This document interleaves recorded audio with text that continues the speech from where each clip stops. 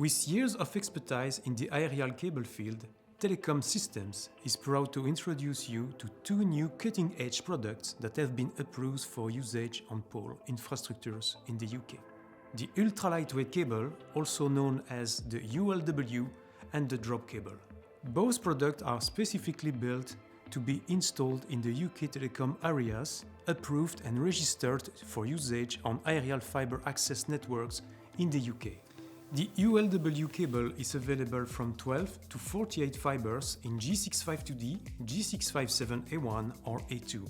What's more, its design hosts micromodules that allow for easy access to fiber optics without specific tooling. The ULW cables can be installed with up to 68-meter distance between poles and may also be available in rodent repellent version. The ULW is a very versatile product, the single stock reference for all aerial and duct usage in access network infrastructures.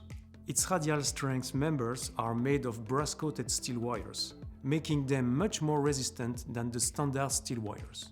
The ULW are also meeting the local standards with maximum braking force below 2000 Newton, protecting the pole infrastructure in case of high wind speed and ice load to minimize damage to the network under harsh weather conditions.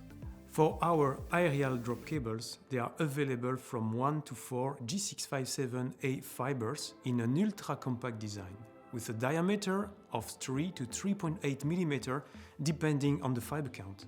The 900 micron buffered fiber are easy to connect with a very flexible and robust design. Like the ULW, aerial drop cables are made to operate under a wide range of temperatures. They are waterproof, dielectric and UV resistant, with a maximum braking force set below 2000 Newton to comply with the OpenReach PIA CP08 specification. The ULW and aerial drop cables have already been deployed all over the UK for various FTTH applications.